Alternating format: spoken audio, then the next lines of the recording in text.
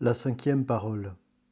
Après quoi, sachant que désormais tout était achevé, pour que l'écriture fût parfaitement accomplie, Jésus dit : J'ai soif. La quatrième et la cinquième parole de Jésus disent d'abord l'excès de sa souffrance. Elles nous montrent le Sauveur traqué dans les derniers recès de sa sensibilité. La quatrième parole est le cri de la détresse intérieure. La cinquième parole, plus humble et pitoyable encore, est le cri de la détresse physique. La quatrième parole, mon Dieu, nous est conservée dans saint Marc et dans saint Matthieu. Saint Jean seul nous donne la cinquième parole. Ayant rapporté les mots de Jésus à sa mère et aux disciples qu'il préférait, il continue. Après cela, Jésus, que désormais tout était consommé, afin que fût consommée l'Écriture, dit : J'ai soif. Il y avait là un vase rempli de vinaigre. Ayant donc fixé à un javelot une éponge remplie de vinaigre, ils l'approchèrent de sa bouche. Comme la précédente, la cinquième parole a elle aussi deux faces. Elle est la plainte extrême arrachée spontanément à Jésus par la douleur physique, et elle est la reprise volontaire par lui d'une parole d'un psaume messianique. D'une part, on dirait qu'il n'y a plus d'autre conscience en Jésus que celle de la soif qui le brûle intérieurement, et d'autre part, il demeure attentif en esprit à suivre la voie tracée d'avance par le Père et à s'offrir à chacun des épisodes successifs de la passion rédemptrice.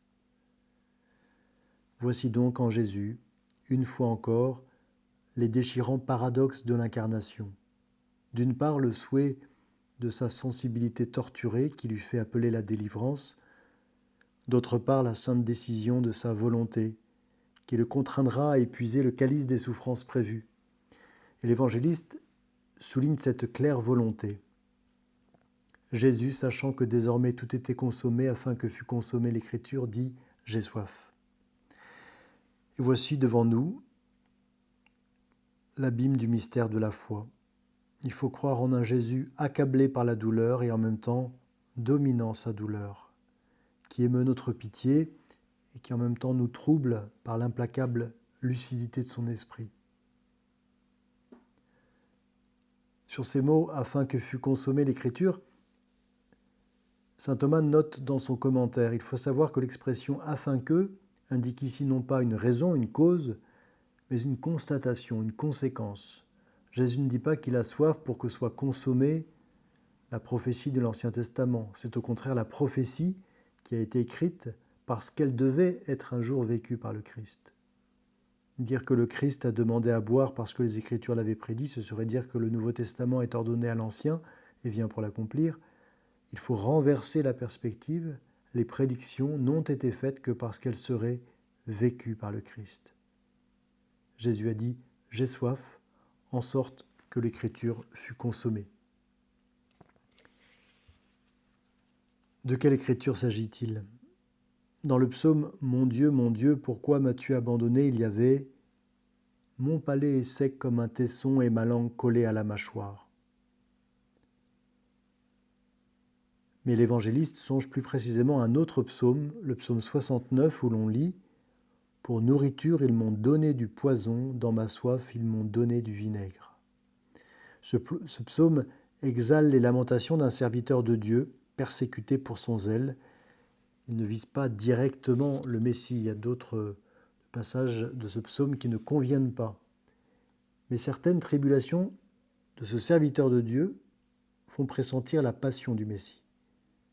De ce fait, le psaume devient messianique, au sens typique ou spirituel. Le serviteur, submergé par l'épreuve, supplie et se lamente. « Sauve-moi, ô Dieu, car les eaux me sont entrées jusqu'à l'âme. C'est pour toi que j'ai souffert l'opprobre et que la honte a couvert mon visage, que j'ai été un étranger pour mes frères et un inconnu pour les fils de ma mère. Car le zèle de ta maison m'a dévoré et les outrages de tes insulteurs sont tombés sur moi. » Il y a là des traits qui conviendront d'une manière bien plus émouvante encore au Christ. Saint Jean écrit dans son prologue, « Il est venu chez les siens et les siens ne l'ont pas connu ». Et plus loin, quand Jésus chasse les vendeurs du temple, l'évangéliste ajoute, « Ses disciples se souvinrent qu'il est écrit, le zèle de ta maison me dévore ».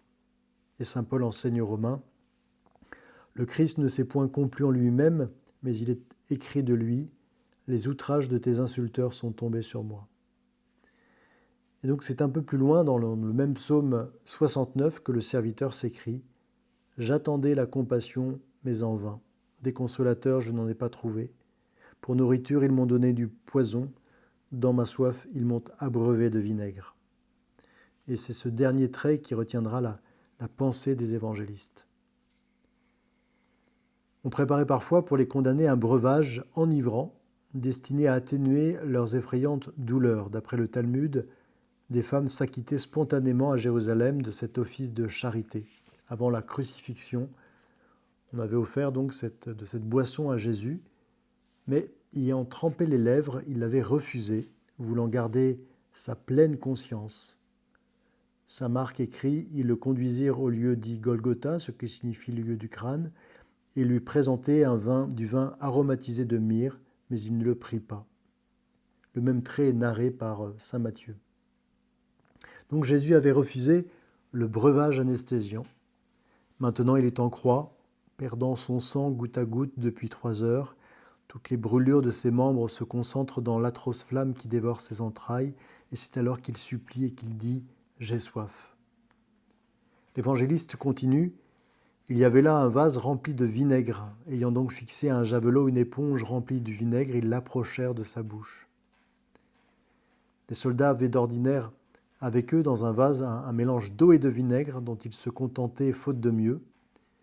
L'un d'eux met la main sur une éponge, peut-être celle qui fermait le goulot de leur jarre, et la fixant imbibée de vinaigre à l'extrémité d'un javelot, il la présente à la bouche de Jésus. Il agissait par compassion. Le même trait se trouve dans les 2 premiers évangiles.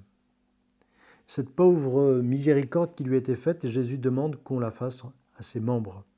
La détresse physique qui continue jusqu'à la fin des temps de souffrir dans les êtres qui sont siens, parce qu'il a pour eux donné le prix du sang, et plusieurs fois dans l'Évangile signifié par la soif. Celui qui donnera à boire un verre d'eau fraîche seulement à l'un de ses petits à titre de disciple, je vous le dis en vérité, il ne perdra pas sa récompense. Puis on se rappelle bien sûr le grand passage sur le jugement dernier, en saint Matthieu. En vérité, je vous le dis, chaque fois que vous l'avez fait à l'un de ces tout petits qui sont mes frères, notamment donner à boire, c'est à moi que vous l'avez fait.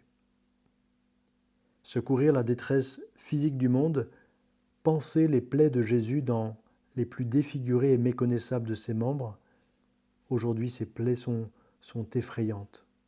Et seul l'amour de Jésus peut penser les plaies de Jésus. Tout autre remède est dérisoire.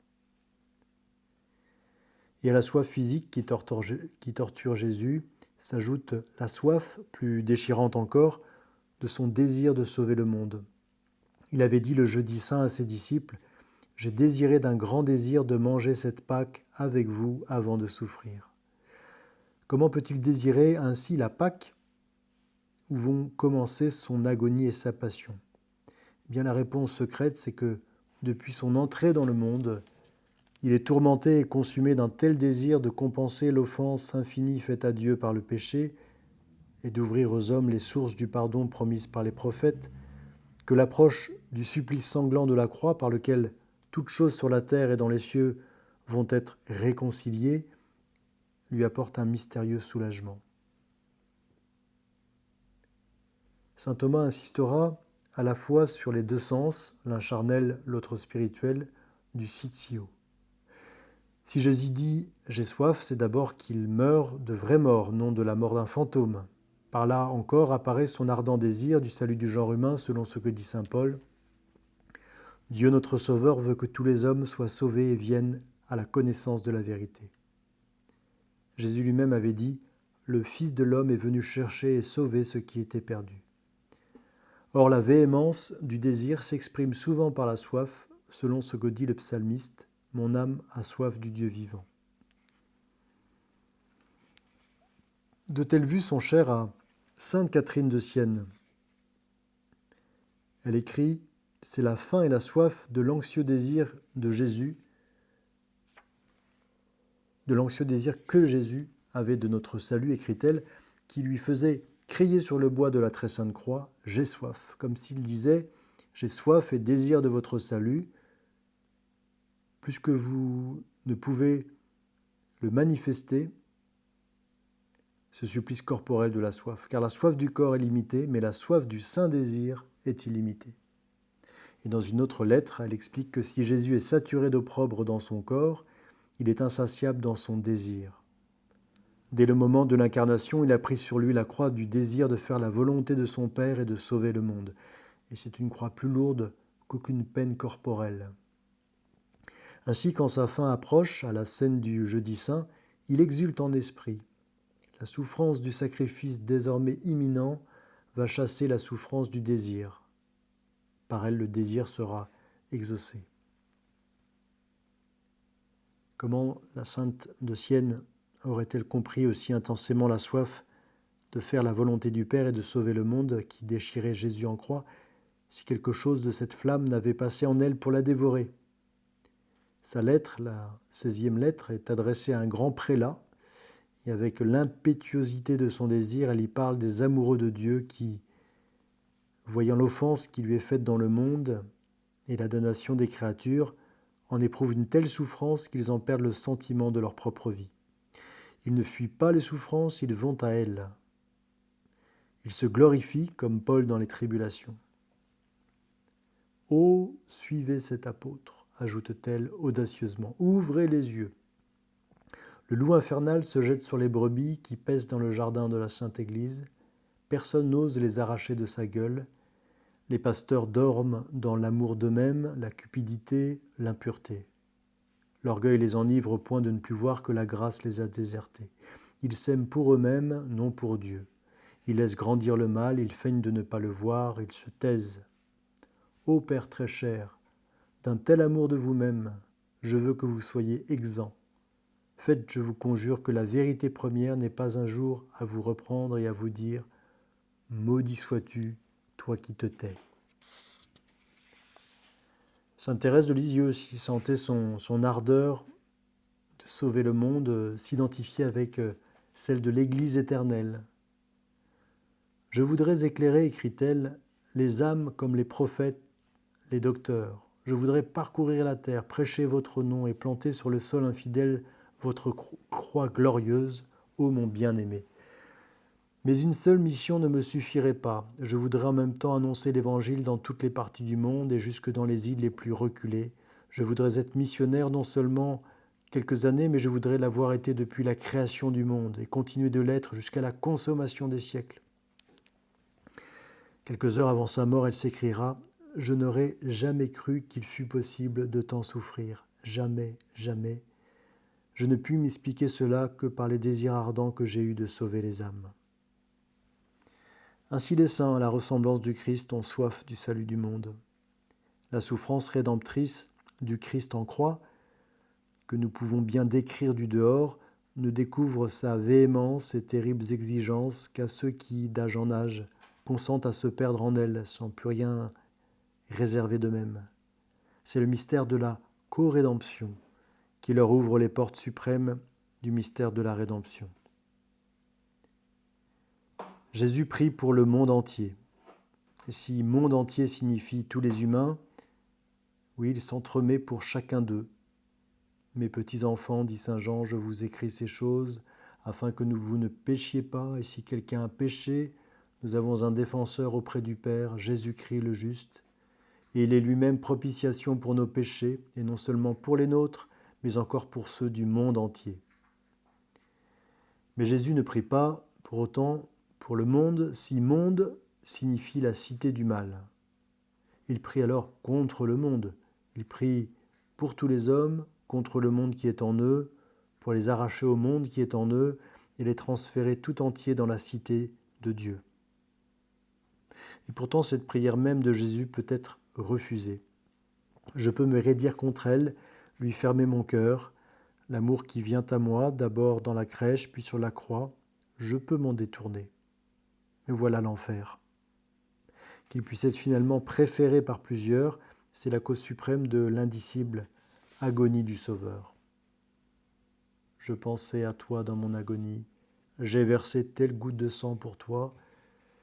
Ces paroles de Pascal sont vraies théologiquement. Dans l'essence divine où plongeait sa vision, Jésus découvrait d'un seul regard tout le déroulement concret de l'histoire du monde. Il voyait à chaque minute de leur existence toutes les âmes immortelles pour lesquelles il intercédait. Il connaissait chaque péché, chaque offense infinie à l'amour. Nos infidélités d'aujourd'hui et de demain l'ont meurtri.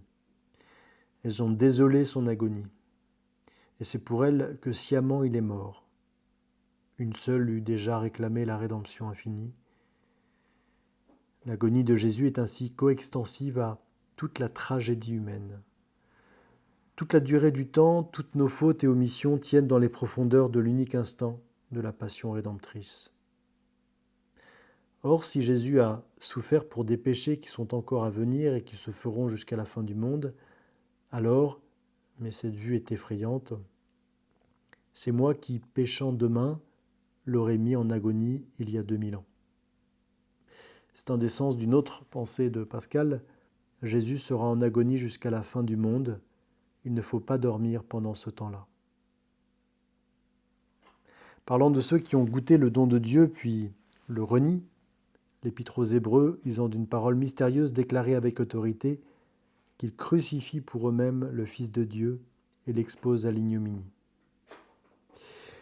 Nos péchés de demain auront désolé l'agonie de Jésus, mais aussi, car cela est vrai, nos fidélités de demain l'auront consolé. Pion écrit dans l'encyclique Mirantissimus Redemptor, « Si la prévision de nos fautes futures rendait l'âme du Christ triste jusqu'à la mort, comment douter que la prévision de nos réparations futures ne lui ait apporté, dès ce moment, quelque douceur ?» L'Évangile ne dit-il pas que sa tristesse et son angoisse ont pu être consolées par la visite de l'ange ? Eh bien, son cœur très saint, que ne cesse de blesser l'ingratitude du péché, nous avons maintenant à le consoler, et nous le pouvons, d'une manière très mystérieuse, mais véritable.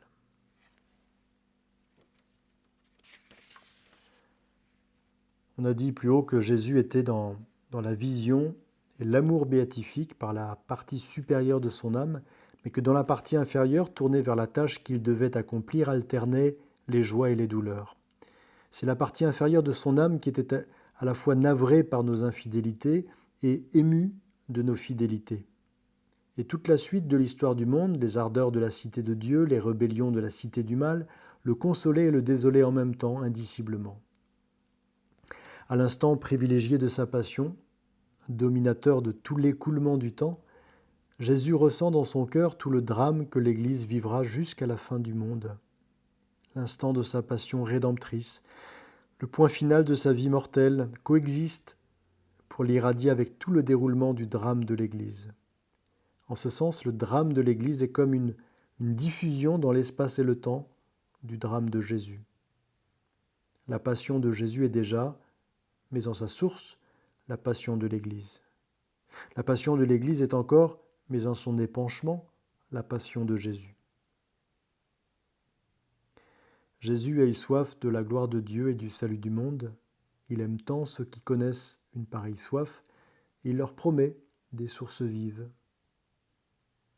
Saint Jean raconte que le dernier jour, le plus solennel de la fête, Jésus se tenait debout et criait en disant « Si quelqu'un a soif, qu'il vienne à moi et qu'il boive. » Comme dit l'Écriture, des fleuves d'eau vive couleront de son sein, c'est-à-dire du sein du Sauveur. Puis à la Samaritaine, à qui il veut révéler une autre soif que celle des choses temporelles, et qu'il peut seul étancher, il répond « Si tu savais le don de Dieu, quel est celui qui te dit « Donne-moi à boire », tu lui demanderais toi-même, et il te donnerait de l'eau vive. » Le livre d'Isaïe, invité par avance déjà tous les pauvres qui ont soif à venir boire aux sources messianiques. « Ô vous qui êtes altérés, approchez-vous des eaux. Même vous qui n'avez pas d'argent, venez acheter du blé et mangez, venez acheter sans argent. » Et le Seigneur prophétisait au livre de Zacharie, « Je répandrai sur la maison de David, sur les habitants de Jérusalem, un esprit de grâce et de miséricorde, et ils regarderont vers moi, et celui qu'ils auront transpercé, ils pleureront sur lui comme on pleure sur un bien-aimé. Et en ce temps-là, il y aura une source ouverte pour la maison de David et pour les habitants de Jérusalem, en vue du péché et de la souillure. Et il arrivera dans ce jour-là, parole du Seigneur des armées, que j'extirperai du pays les prophètes et l'esprit impur.